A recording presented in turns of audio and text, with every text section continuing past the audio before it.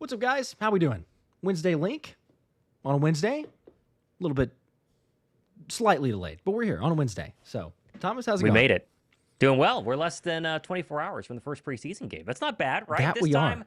tomorrow, you're not only going to see Philadelphia play a game, it'll be at the Link, and you're going to see quite a few starters play, especially on defense. We'll talk about that.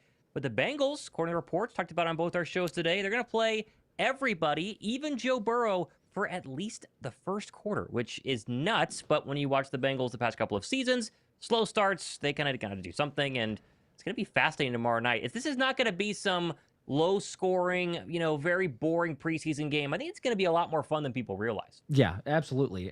For the number of points that you mentioned there, and the fact that the Bengals could certainly use faster starts, but we saw this from last season with Vic Fangio and Cincinnati, right? Like go in and take it on Joe Burrow. People questioning before that, like, yeah, but is it really good competition? Is it a great offense? Can the defense do it against Joe Burrow in Cincinnati? The storied history of playing in Cincinnati and not winning in Cincinnati before, but they did it and they proved it. Now I know it's preseason, so yes, we'll not go overboard to the extreme, but it's the best case scenario. Like for all things considered in the preseason, it's the best case scenario of what you'd want to play. Your defense gets some good looks against them. I'm all for it. And, if nothing else, football is back. So, we very much enjoy that. Shout out to everybody in the chat, by the way. Appreciate you guys, as always. Make sure to drop a like on your way in. I will say it's a little bit hard today. I've caught myself with what day is it? Just with the travel and whatnot. It was a blast to be at training camp, but as we lived it, so you can recall, it was we got in so late and got up super early, and then the flight out and everything else that I was like, is today Wednesday? Is it actually? So we're only one day away, but we are. We've double and triple checked now, and I think that we got our bearings. But overall, it was an incredible trip. I know we both talked about it on the shows recently, but getting to go to training camp, how great was that? Yeah, first time that I've been to Eagles training camp. I've been to other training camps throughout my very young broadcasting career, but Eagles training camp, it's been very unique. I've been to Falcon training camp and Panther training camp when I was interning way back during college, and each one's been different. Philadelphia got you pretty darn close. Now, they did have on two different fields, and they had the defense on one side. I think we were lucky enough to be invited out to be on the wide receiver side, and that to me is really what we're going to be watching tomorrow night. There are plenty of battles across the Eagles' overall roster, but backup wide receiver. Who's going to be your fourth and fifth wide receiver on this roster? We were feet away from not only Devontae Smith and A.J. Brown, who wasn't practicing, but he was standing right next to us, but also Elijah Cooks and Terrace Marshall Jr. and, Johnny Wilson and Nia Smith. They were all in front of us, and it's just one practice. They weren't wearing pads. You can only take so much from it, but some guys look better than others. From our eyes and our vantage point, there were some clear standouts from that training camp practice, and I'm just excited to see what these practice standouts can do in actual live fire preseason activity. Yes, because we've seen too many times that, we have a Camp Darling that does not turn into as much. However, Yes. I think the general consensus, and we'll get into it, questions if people have that, of course, for camp takeaways or, specifics there. But, Elijah Cooks, it's one thing to hear it. It's another thing to see in person, right? You could just tell the fluidity. Now, we'll just say this, right? We'll preface it with a disclaimer. We could compare it to Devontae Smith in person, which we've seen. A lot of people have seen him in person. But the comparison of even just running wide receiver drills and one-on-ones, and you see how Smitty makes it look versus everybody else in that, the line there and going through the drills. So there's Smitty, and then there's everyone else. But when you look at everyone else, now we also remember A.J. Brown's injured, so people are like, what about A.J.? A.J.'s injured, so he was not going through it. But when you look at everybody else, Elijah Cooks is right up there. Now, Jahan Dotson, give him some credit. He's got the chemistry with Jalen Hurts, absolutely. But I think Zach Berman was the first one that I saw the tweet, and everybody else echoing the same thing of, look, Elijah Cooks, he's the fourth best receiver on the roster the way things look so far. Now, will he end up getting the roster spot? Who knows? But he's doing everything that he needs to be doing. Well, it didn't help that we saw Johnny Wilson. I think I counted 4 drops, like right in front of us. And again, it's one practice. You can only say so much about what we saw. We were there for about an hour and a half in terms of actual drills and 7-on-7s and 11-on-11s. But my first takeaway was that Elijah Cooks looked very comfortable, and he looked like he belonged. There are people on every single 90-person training camp roster who doesn't really belong. Were they a very good college football player? Sure. But are they actually an NFL player, let alone a practice squad player? The answer is no. And those do stand out next to actual football players like Devontae Smith. I mean, Smitty had a one-handed catch at some point during those just individual drills that was unbelievable. And you just knew it was like, okay, that's Devontae Smith, and then there's everybody else. I thought John Dotson looked extremely polished as well. But for me, Johnny Wilson versus Elijah Cooks, that's the battle tomorrow night. Elijah Cooks looked better. Again, we were there for one day. But everyone keeps talking about how this guy, number 86, I think he's going to play the majority of Thursday night's preseason game, has a very real shot to make this roster, Josh, but he has to play well in these actual games because you and I both have talked about this. Philadelphia wants Johnny Wilson to work. They spent a draft pick on him. He has a year in the system. You know, this is your time to kind of pop. They love how he can block for Saquon Barkley. That's about all of the playing time that he's gotten the past year was actually forward blocking, in front, on the outside, because he's very good at it. It's why he played in the Super Bowl. But he has got to showcase his ability to be a receiver who can catch the football. Go up and high point something. Johnny Wilson in person is massive. He towers over A.J. Brown. He should be able to be a serious red zone threat across the middle, go up and get those jump balls. He has not shown that yet. He didn't show it to us at training camp. And if he doesn't show it during the next couple preseason games, and Elijah Cooks just has a couple of nice catches, 86 could get in, and Johnny Wilson could be one and done in Philadelphia. It's true, yeah. I mean, besides, because we're looking at wide receivers and tight ends, you take that whole group. Besides E.J. Jenkins, Johnny Wilson is the most physically imposing dude out there, out of all the wide receivers and tight ends. And you see the size. If he could make the catches, he makes, and we saw it, a little bit last year. We've heard it throughout a little bit of training camp. He makes some difficult catches. And then sometimes it's the easy ones where it's like, man, he's wide open. He just makes a drop there. Like, how can he not hold on to the ball? So I feel like he's going to get a lot of chances, as you're saying. The beauty here is, and shout out to Bo Wolf for bringing this up on I think a couple of days ago. I don't know when the last time the Philadelphia had the quarterbacks that they do going into preseason. So when we talk about in the past, and we were sitting there eating a cheesesteak on Tuesday or yesterday, and going like, yeah, you remember Ian Book, because there was nothing that was going to be. We weren't going to see basically anything from receivers because you weren't going to get the opportunities. Here you have Tanner McKee and probably Kyle McCord, maybe Dorian Thompson-Robinson. We'll see how that shakes out with the battle there. Does DTR have a chance? Maybe, maybe not. But there's going to be opportunities, and they're going to be able to sling it around. So, does that present an opportunity for Johnny Wilson? It should. Elijah Cooks. The biggest takeaway that I had, or at least on maybe the case to be made for Johnny Wilson, I should say, and I mentioned it in the video, was he's still getting coached incredibly hard. Now, very hard. He's making some mistakes, so there's some reasons for it. But if he were not being coached hard at all, then you would just for sure write him off, right? Because they don't care. He's making mistakes, whatever. Like, we're done with him. We just cannot save him. They are trying as much as possible. You see wide receiver coach Aaron Moorhead after almost every single rep, like going to Johnny, like, do this. Like, Johnny, hey, here. He drops the pass. Johnny, look at it. So they're still coaching him, and they're sticking with it. It's just like, how long is that leash? Like, at what point do they make the decision?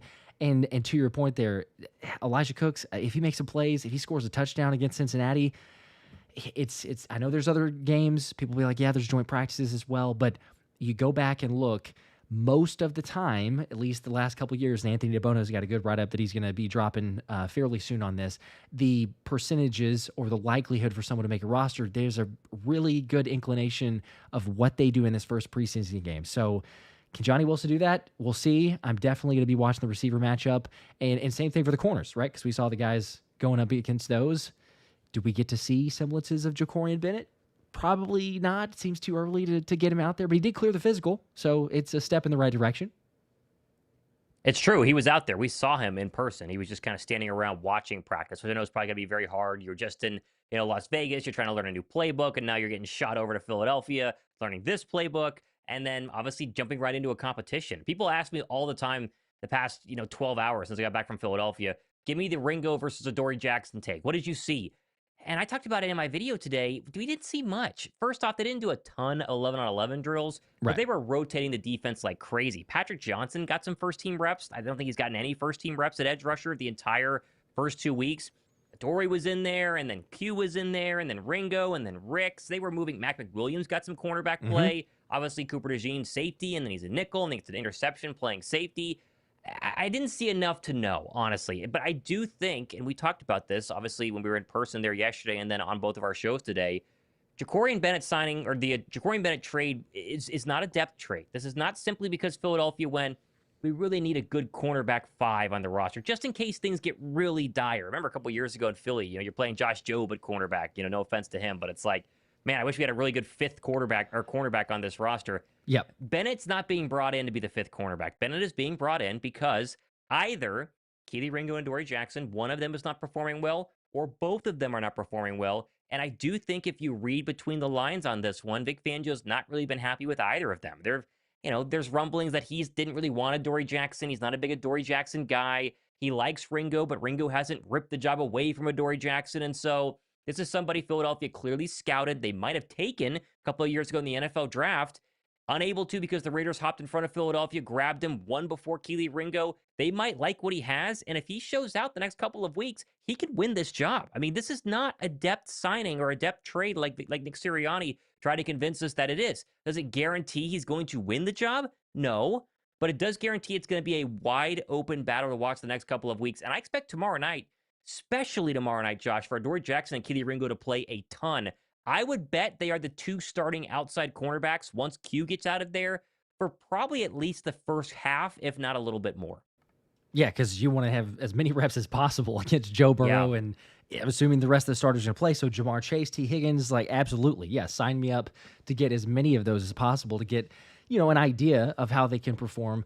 It is funny, though, because, and you look, everybody's entitled to their opinion. We've obviously gotten lots of things wrong. Nobody's perfect. But the decent amount of conversation, or at least comments of saying yeah, Jacorian Bennett is the backup or the depth signing is or the depth trade, to get onto the roster. It's not the same scenario because people bring up, but Isaiah Rodgers, remember that? Yeah, but Zay was not traded for at this late point of the season. Zay was just acquired and it was on the roster for forever. There was a lot of potential, but someone was like, yeah, but what about Devin White? Same thing. Devin White was on the roster for all of the offseason. This is not a guy who, hey, we acquired. If we got him here, let's say hypothetical again, but if this trade occurred back in March, fine. We could make the case and argument going, yeah, well, he's maybe just going to be a depth addition. You don't go out and make it and try to acquire someone in August at this point with the red flags that we do. Right. With also the potential, by the way, because, we covered it in both of our videos, but it's there's a reason why a lot of people, we're biased, sure, but look at the unbiased people. Look at the takes outside, the analysts who are just what is Las Vegas doing here, right? We understand that Pete Carroll wants bigger corners, so maybe he was yeah, whatever, and Jacorian was only getting second and third team reps. He wasn't getting the first team reps. Fine, but Howie Roseman clearly had a grade on him. And as you were saying too with Adoree Jackson, Fangio did. I mean, he practically said that he didn't really care for Adoree Jackson when Howie signed him. So I'm not writing him off. Please, people hear this. I don't think either of us are writing off Kelee Ringo and saying he's not going to win the job. It's not a chance, but it is absolutely 100% a full-on competition for that cornerback 2 spot. So it's going to be fun to watch. I would say, right at the 1A, 1B with the position and the guys that you're going to be watching on the field tomorrow night, which, by the way, we'll be streaming.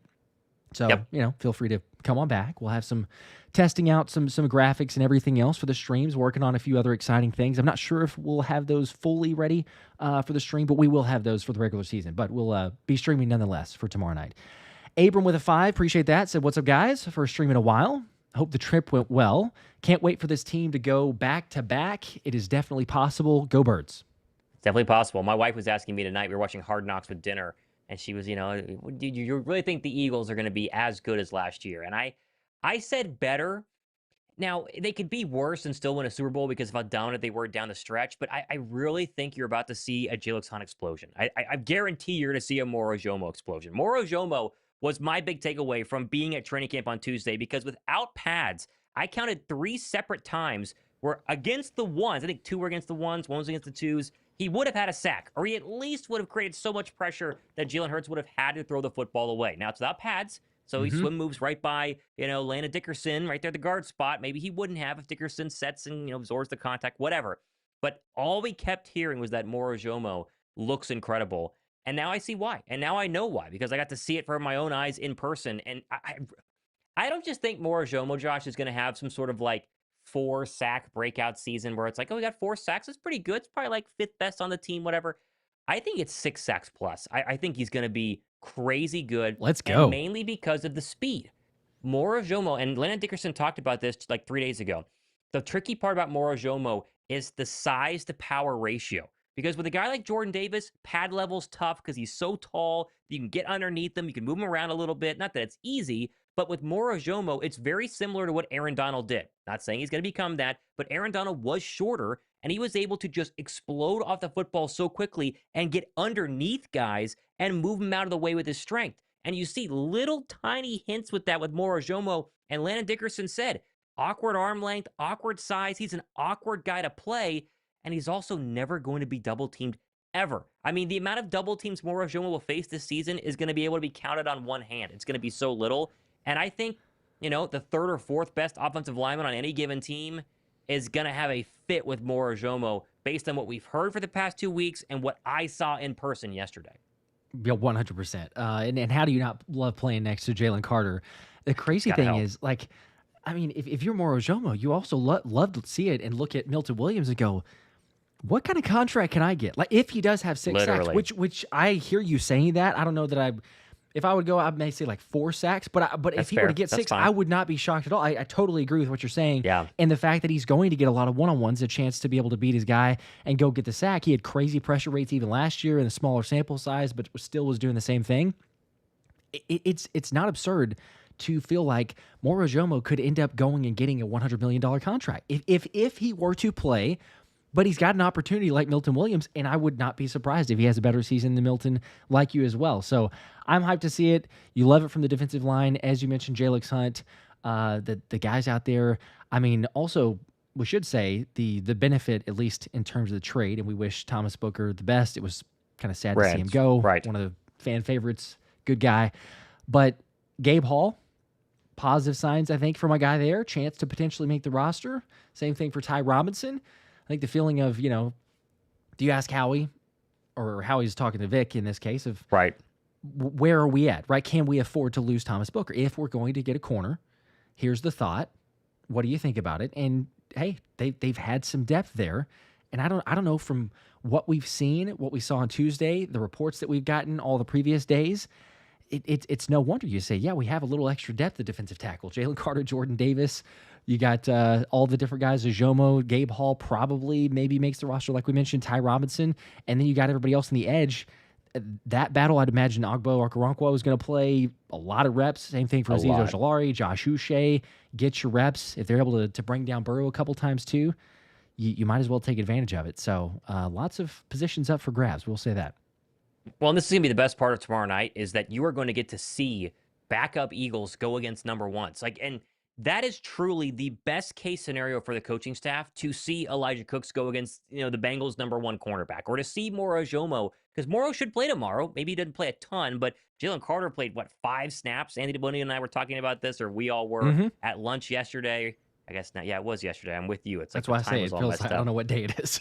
Jalen Carter played 5 snaps in the preseason opener last year versus the Baltimore Ravens. Like, Jalen Carter played snaps. Now, I don't want to play Jalen Carter tomorrow, but I would play Moro Ojomo a drive. Why not? Josh Uche should play a drive. We're talking about him.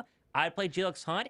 You're going to see Cooper DeJean play a decent amount of safety snaps tomorrow, would be my guess. I'd be shocked if he didn't. And they're all going to be against, for a time, the number 1 players in the Cincinnati Bengals. And so if you play well as a roster bubble guy tomorrow night, Josh, against the Bengals' number 1s, whether that's Jamar Chase, if Jamar Chase plays, sounds like he will, whether that's, their running backs, their offensive linemen, on the defensive side, their linebackers, whatever it is, you have a real chance to put some good footage on film, and I'm pumped to see that. Yeah, we think of, I believe it was 23, 24 snaps, something like that, for Nolan Smith and Jalen Hunt last year as well. So to your point there again, you would seem to suggest that you're going to probably get at least a quarter. So some good opportunities for the guys, no doubt. Shout out to Mike, the 10 bomb. Appreciate that. Mike says, as always, thanks for both of y'all's great coverage. I barely have to watch pressers anymore because of y'all. Let's hear your top 3 players to watch tomorrow. Okay, so we mentioned a lot of guys. Put us on the spot a little bit. Top 3 players to watch tomorrow during the preseason game, which ones?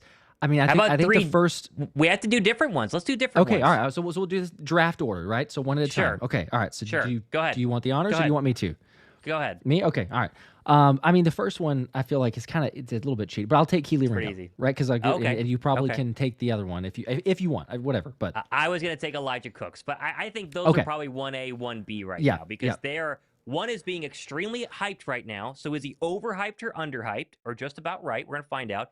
And the other is the polarizing player on this football team, Josh. Like there are tons of other names, but the name that everyone cares about right now is Kelee Ringo. And if Kelee Ringo one-on-one versus Jamar Chase looks good tomorrow night, that's going to help the overall, I'm telling you, appeal in Philadelphia will skyrocket. If he gets cooked tomorrow night in like 10 snaps, oh my goodness, we are never going to hear the end of it going forward. It's not going to be good. So there you go. Right. So Ringo, Cooks, and now number 3. Okay, so number 3. I have the opportunity to just double dip, but I won't. I'll go a different direction. Sidney Brown. And it's still secondary, but I think we talk about Kelee Ringo, Adoree Jackson, that battle. Sidney Brown is getting kind of the reverse almost if you think about it from last year. He's getting the benefit, and unfortunately we hope that Andrew Mukuba recovers quickly, the shoulder injury. He's getting more snaps, so he's in the right direction. I highly doubt that he's going to play tomorrow. You don't want to force anything with that shoulder injury. I just would be very surprised as long as they still have until the regular season. But with that being said, Sidney's continuing to be the winner of that, or at least benefiting from it, to say, hey, you're going to get more reps on the field. You're going to get an opportunity to prove yourself. So I'm really looking forward to seeing Sidney Brown, what he can do there. It would be cool if he tackles his brother. I think we mentioned that the last time they played Cincinnati, but, twin brothers out there on the same field. But overall, I would say, man, don't give up on Sidney Brown. As much as we like Drew Mukuba and think that he has some potential there, he is trending slowly, but he's trending in the right direction. Vic Fangio said he's making progress, so I'll go another defensive guy, Sidney Brown. Okay. I think we should say we can't pick Jihaad Campbell because obviously everyone's excited to watch Jihaad Campbell. And even without pads, he was flying around yesterday because Jihaad Campbell is too easy. I'm going to go with Anthony DeBona's guy because I saw him come into the chat here. How about Shunderick Powell? Shunderick Powell is tiny. Watching him walk next to any of the offensive linemen in person is hilarious. I mean, Shunderick Powell is shorter than I am. And for people wondering, people were always commenting that I'm like 5'6" because I stand next to Josh in all these pictures. I'm 5'9". Look at the picture of me and Jahan Dotson. We're the same height. Just FYI. There's proof out there. Tiny, but has apparently had a very good training camp. We didn't get to see a ton of him because they didn't really run the football because it was a padless 11-on-11s. They were mainly throwing. But what we have heard is that the running backs as a whole have looked pretty good. A.J. Dillon is also kind of a little dark horse name to throw in. I think he does get the starter snaps tomorrow night. He's massive compared to Shunderick Powell. He's bigger than Saquon Barkley. He could really be that bruiser back we've been looking for since LeGarrette Blount, but I'll say Shunderick Powell. Okay. You don't think Will Shipley getting starter snaps? Yeah. You think A.J. Dillon? Well, I mean, do you think that A.J. Dillon is going to play tomorrow? Because I think if A.J. Dillon plays, I think he's going to be the first running back out there, and then they'll quickly swap in Will Shipley. That's my guess. Okay. I think I would go vice versa. I would switch that around. Just my thought. That's but fine. Yeah, I would say Will Shipley. I think A.J. Dillon plays either way. They'll both get they're reps. both going to play. Yeah. And I totally agree. Shunderick, which, as you mentioned, Anthony being here in the chat, had a really good one-on-one with Shunderick, reached out, had a little kind of behind the scenes, what's it like at training camp and everything else, the expectations of trying to make a roster. Anthony can tell and confirm in the chat because I can't remember now off the top of my head, but his split squat was something crazy, like 550 or something. It's ridiculous. Squat too. So I mean, there's power. You're going to see that. There's a lot of speed. Shades of Darren Sproles. We won't say it fully, but I think he'll make some plays that people are going to go, hang on, why? And I believe Anthony said this at camp. People are going to be surprised after seeing him play if he doesn't make the 53-man roster of like, why on earth did this dude get cut? Like, how does he not make the roster because of the playmaking ability? So it's a good problem to have. But yeah, I like that pick. Yep. Okay. So third one for me. I've stayed on the defense, but there's just a lot of guys on the defense that we're trying to. No, it's fair. Get eyes on.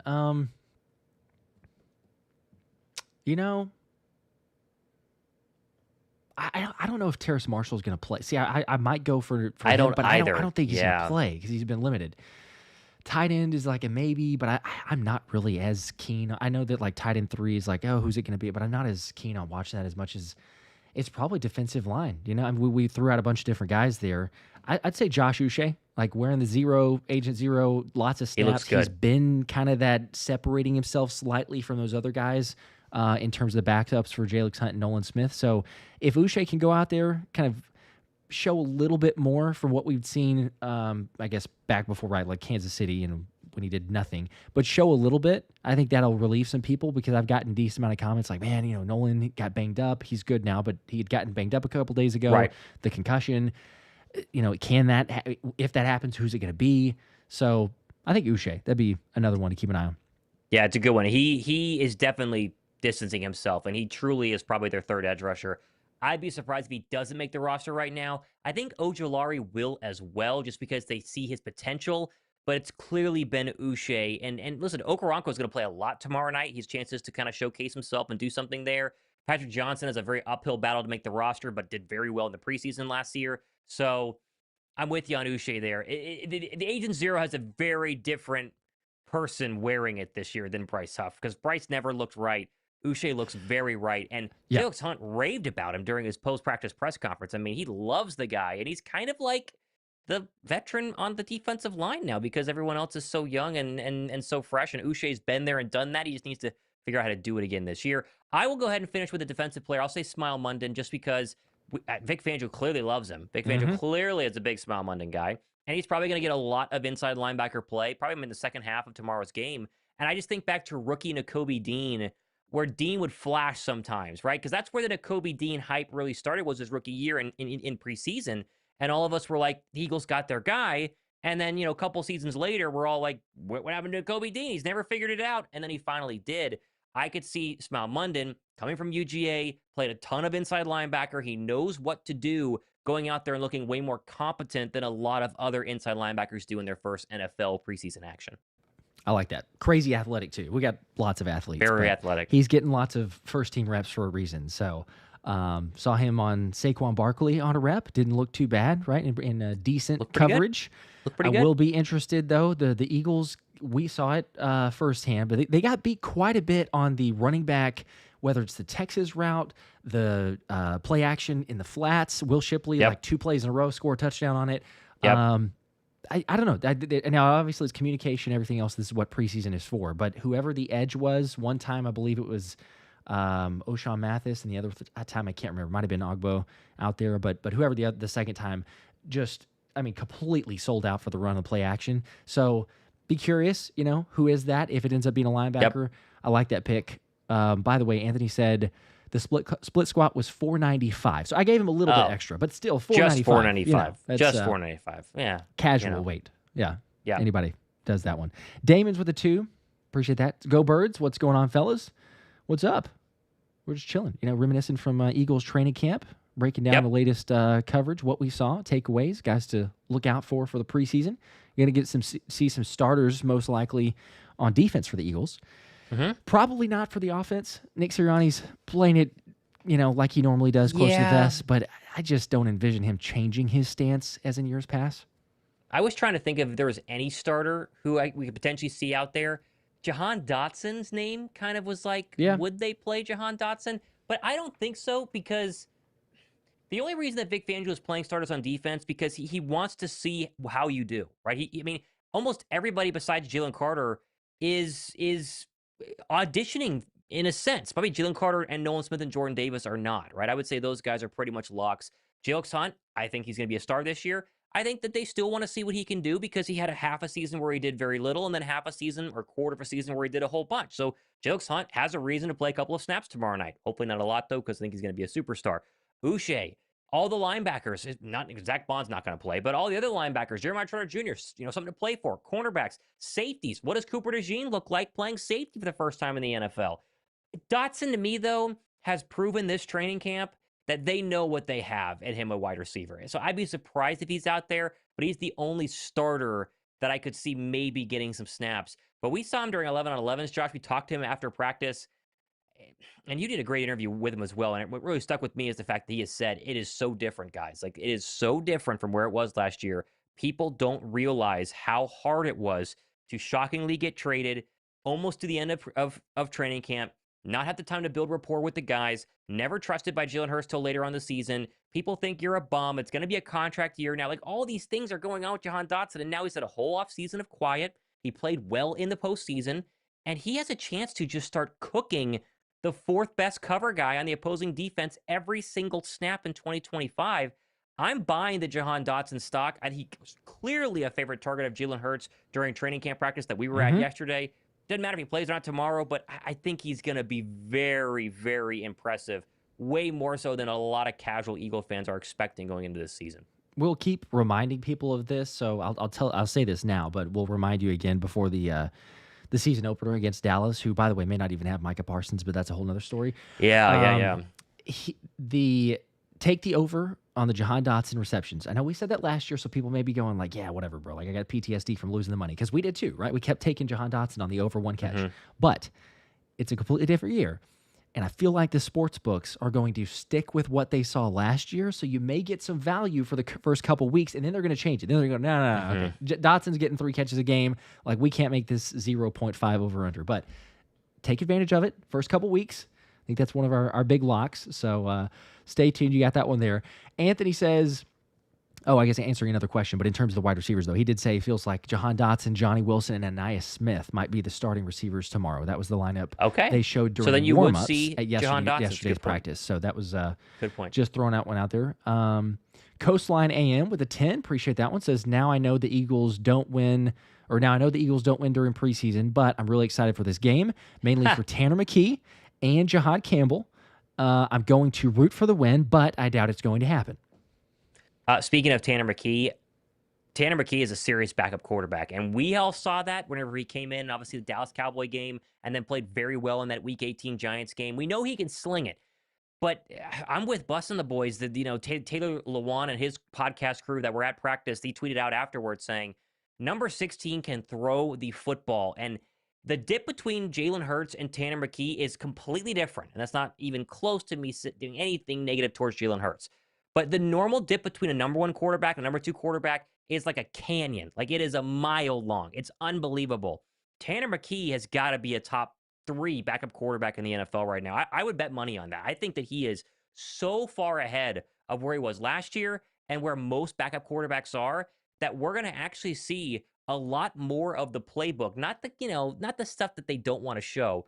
But normally it's very vanilla. The backup quarterback comes in the first preseason game. I think they're going to let Tanner McKee rip it tomorrow night, and they're going to let him have a bunch of fun. And the same goes for Dorian Thompson-Robinson's been impressive. Kyle McCord probably has been the worst out of the bunch. But DTR, and especially number 16, they've been impressive, and they're going to put on a show tomorrow night. I'm expecting some yards tomorrow. If they don't score points, I'm going to be very disappointed. Yeah, we'll be a little bit. I mean, not sound the alarms because it is preseason, but yeah, it'll be certainly a disappointing aspect of going like, what in the world? Because he can, and as you say, he will be aggressive. And not only that, we just say that, and Saquon, I think, mentioned this in his most recent presser, of telling the guys, like, hey, look, we want you here, but it's the business part of it. You can only have 53 guys on the roster, and then some guys, slip through, they'll get them on the practice squad, but there's only so many guys. But this is an opportunity to audition for your chance of like, hey, maybe you get picked up by another team. And if you're a wide receiver on this roster, again, there's not very many better opportunities to go to because you've got Tanner McKee throwing you the football. So even if you end up having a guy like a Terrace Marshall who does not make the roster, or I guess if it's Johnny Wilson, or, we end up saying that it's Elijah Cooks or whoever, but if they don't make the roster, they still might have an opportunity of going, hey, he made some plays for the Eagles. Like, we got some good film out there saying he might actually have something. So it goes both ways. Obviously, the guy's trying to make an impact, but I'm interested. I can't wait. It's not like some of the other preseason games of the past where, we're kind of like, yeah, well, we'll get a few plays here and there, but there's basically nothing. It's just run the football. Hey, it's over. Good. Let's go back to practice. So it'll be fun. Yep. Fanny with a 5 says, can't wait to see the Broad Street Ballers this year. We got the team and talent. Now let's take the title. # fly like an eagle. There you go. They definitely have the team, and they for sure have the talent. It's just going to be a matter of putting it together. And I do wonder, the defense as a whole, if it's going to be on fire to start the season. Is it going to take a little bit of time because of the new pieces mixed in there? That's going to be something to very much watch, and I do think that's why you're going to see them play a lot the next couple of weeks, just because Vic Fangio wants to make sure that when they play the Dallas Cowboys, they're ready to go. Because Yeah. Dallas, as bad as their defense is likely going to be, and Micah Parsons, I'm sure he's going to get a contract, but he's not going to have practiced, hopefully for a couple of weeks. And so you I might know not it. have a very scary defense to play against on week 1, but that offense is going to be able to come to work. They can't run the football, but Dak could throw it 45 times and really test this secondary. And I think Vic knows that and wants to make sure that these guys are as ready as humanly possible to make sure that, week 1 is a roaring success and the defense helps dominate for a win. Yep. And I'm okay with, because some people bring it up. Well, it's I guess a controversial topic, which is understandable, but it's like, do you play the starters in the preseason? Do you play all the starters? I like the idea of, hey, we're going to play the defensive guys because, as Fangio said, we can't hit the quarterback. Like, red shirts are off limits. I mean, good thing for Jihaad Campbell, even though he's kind of gone a little bit too far, but we'll see that in the preseason. But now he can actually do that. So you got to get the reps in. As Fangio said, we need the games. Here you go. Here's an opportunity for the defense. Love the fact that the starters are going to play. Offensively, I mean, you could be like, yeah, okay, we started slow. Maybe this is why the Bengals are playing now, because they learned their lesson. Sure. I mean, I don't know. Like, hindsight's 2020. And all how it, it's like, okay, we won the Super Bowl, so is it that big of a deal? I get that. Yes, was the offense a little bit shaky?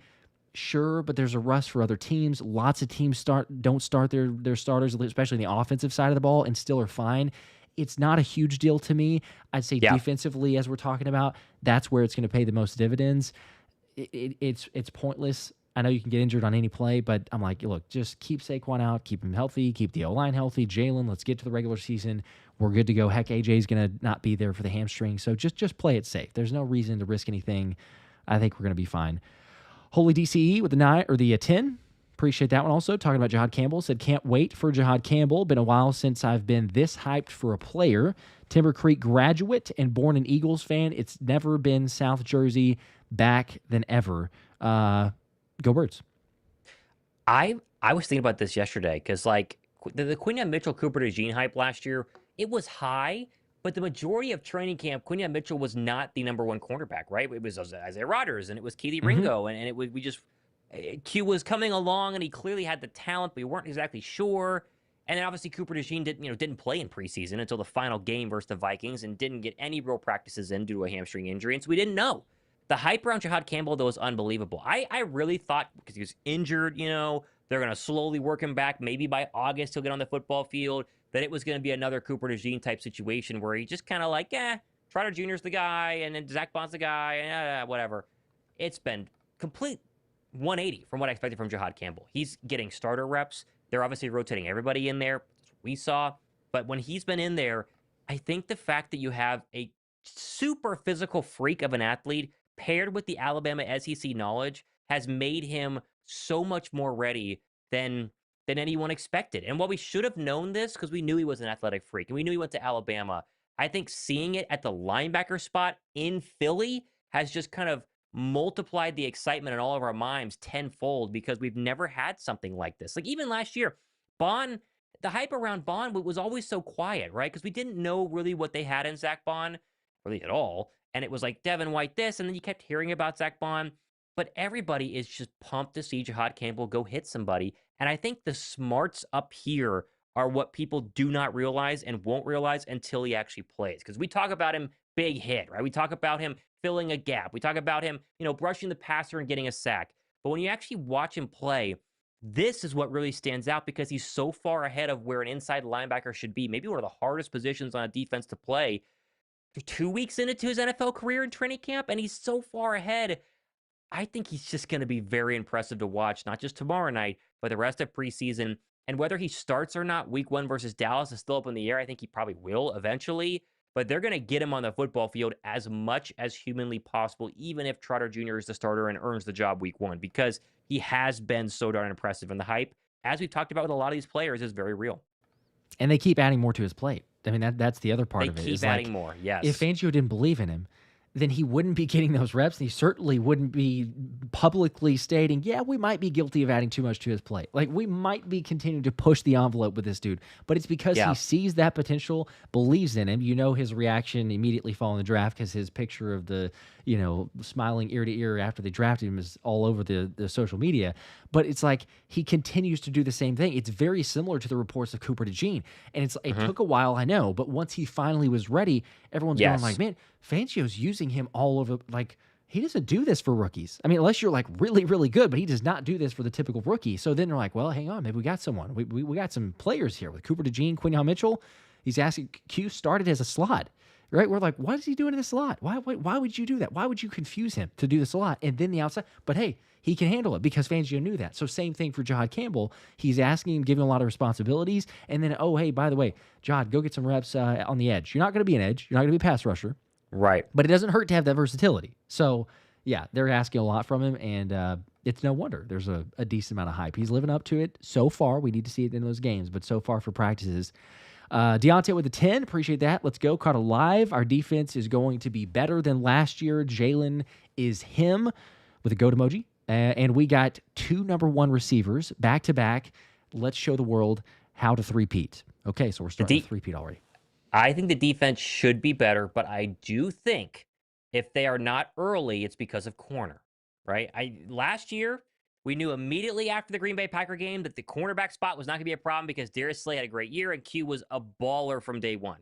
I could see a scenario where the defense is great, but there is kind of a hole, and it's cornerback. And that might be one of the main reasons why Christian Parker and Vic Fangio have been upping the traveling ability of Quinion Mitchell. Now, that's part of his evolution to become the next Patrick Surtain because they know he can do it. But I do think deep down they went, when we play a team like the Dallas Cowboys, we got to make sure that CeeDee Lamb is blanketed no matter where he goes. Whether he's locked up by Q or locked up by Coop, got to make sure that he's locked up. Whenever we play the New York Giants, and Malik Neighbors, Q's just going to have to follow him. And that's because Q is great and should, and also because the other cornerback slot is not fantastic. Just because so far, going off what we've heard, there's not been a runaway winner. But again, it doesn't mean Philadelphia needs the best cornerback tandem in the league, but they do need whoever is opposite of Quinion Mitchell to be decent, and I think that they're going to, hope that that's the case week 1. And there's still time.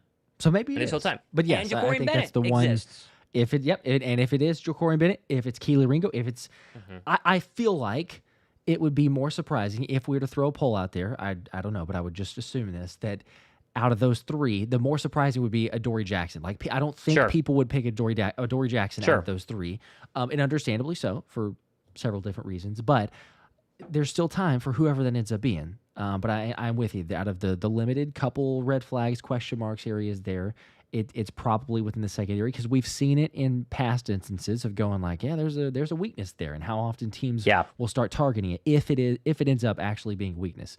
48 Wave with a 5. Appreciate that. Says, I think we should play starters on offense. See, there you go. See, there's a take of starters on offense to get live game reps in Kevin Patullo's system to give KP and team chemistry with play calling going into the season, and then saying it's a risk versus reward. Yeah, well, I hear the argument, and that's a fair argument. They just haven't done it, right? I mean, they've had a new coordinator every year, essentially, and they haven't done it. So what's different about this one? And it does feel like the change from Kellen Moore is a lot less than people realize. It's going to be very similar from what it was last year. I just think they're going to tick up the throwing a little bit more. That to me is kind of the vibe that I get, is that you're going to have a very similar run-heavy offense, but they're going to take their shots. And they did last year, but take their shots a little bit more and open it up a little bit more under KP, which I think is good. Yeah, and he's getting, I know it's not the exact same, obviously. Yes, 48 Wave, you're right. Like, get the reps, the play calling, get those in, the feel for the game, are you adjusting on the fly, all that. He's getting reps in the simulated period. He will get it in during Eagles open practice. He will get the same thing during joint practice. And if you hear some coaches talk, a lot of them will say that it means more to do a joint practice than it does the preseason because they can very closely structure, whatever they're trying to work at. Whereas in the preseason, it's super vanilla. You get what you get. You can't really modify things. You can't get in situational positions to go like, hey, we need to really work on, whatever it is, red zone offense, play calling, 2-minute offense, anything like that. So I think if anything, And Big Dom actually was the one to break the news to us, to show up in the tent and be like, hey, by the way, we've got 2 joint practices. Pulls out the calendar and shows it. It's Wednesday, Thursday for people that are curious. So Wednesday and Thursday of next week, there's going to be 2 joint Breaking practices against the Cleveland Browns. Not one, as originally scheduled.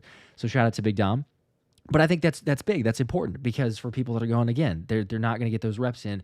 There will be more, and I think that it's more important to do that against Cleveland. So, but I totally get it. We can agree to disagree. If you're one of those that takes it for the offense and that they should play in the preseason. David with a 10. Thanks for that, Dave. Says, sorry I'm late to the party. No worries. Always a great show. I haven't heard a lot about tight ends. Any insight into the position behind Dallas Goedert? I get concerned about his injury history. Go Birds. You both rock. Yeah, well, they didn't throw to the tight end. I did not see a completion to a tight end not named Dallas Goedert during 11-on-11s yesterday. Could have missed it. You know, they're all running around there. Did you see anyone else? I did not see Harrison Bryant, I think, had maybe one. Kylan Granson had a target, but it was incomplete because Mukuba, kind of went in and he got the pass breakup. He kind of like met him on I guess it was an in route. Yeah. But not a whole lot. I mean, we've heard that Granson's been the standout of the group. Does that mean he stood out over Calcaterra? There hasn't been clarity, right? So I think it's Grant Calcaterra for sure. Yeah. And then Kylan Granson, and then Harrison Bryant.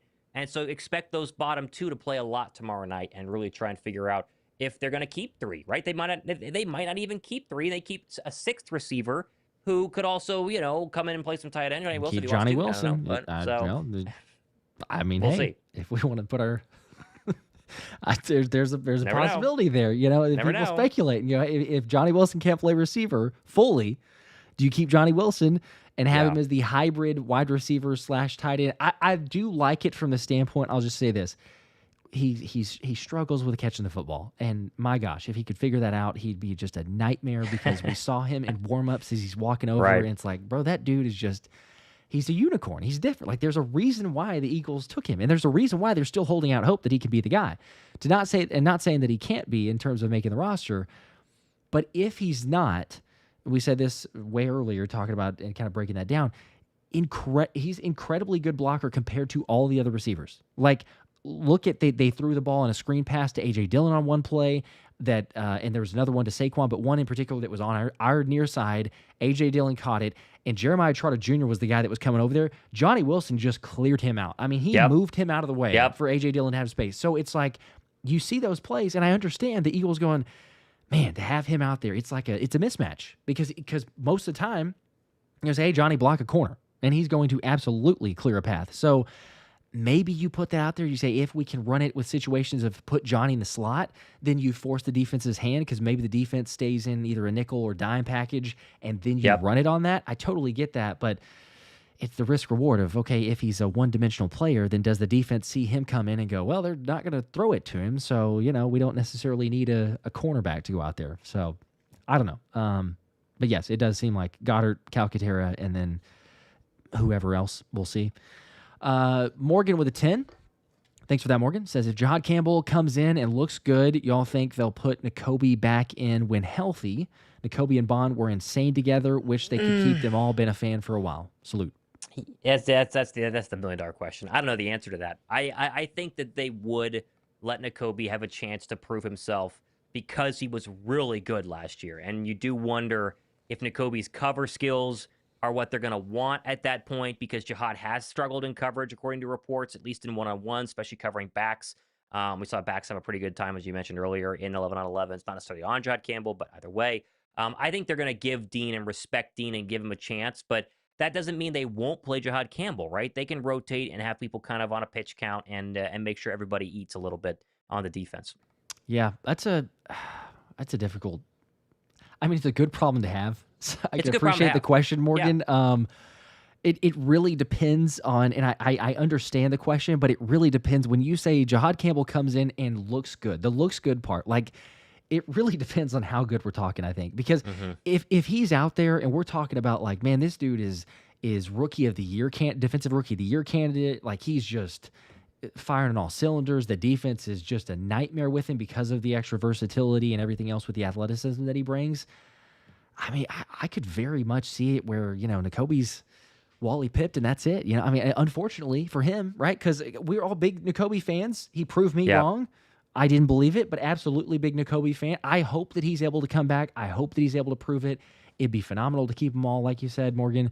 But I just the longevity, the fact that it's like, hey, Jihaad's here for a long time, and Nakobe's on that contract. Yeah, I think, unfortunately, I think Jihaad would stay out there. Again, it depends on the looks good part. Because if it's the looks good, like, yeah, he's serviceable, then yeah, you would say Nakobe's healthy. Let's go ahead and make the change and see what happens.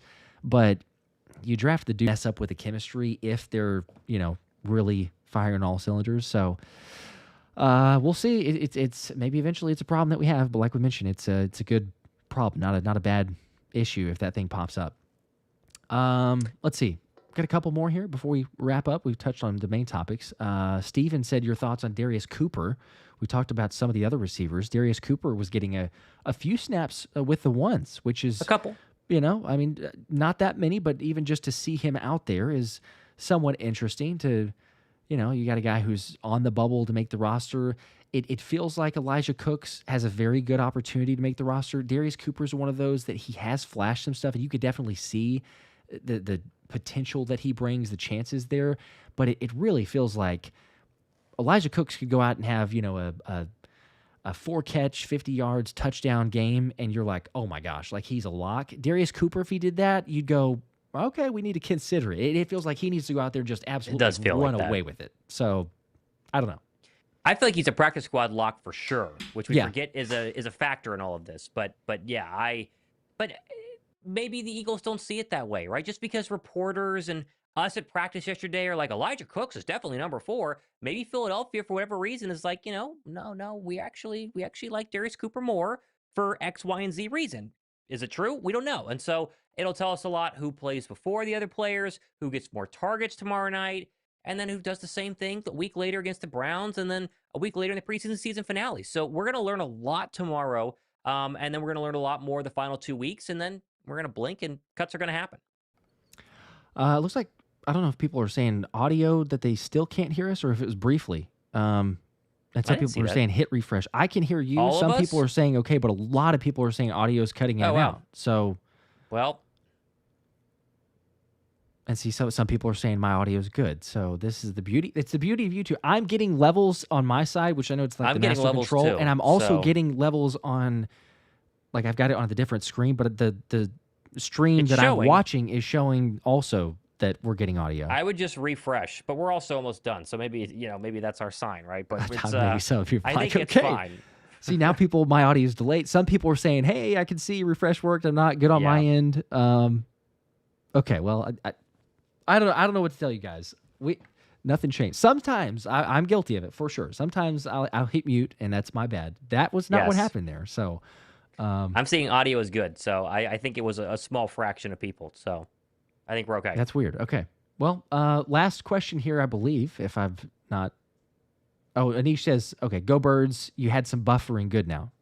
Okay. Maybe a YouTube problem.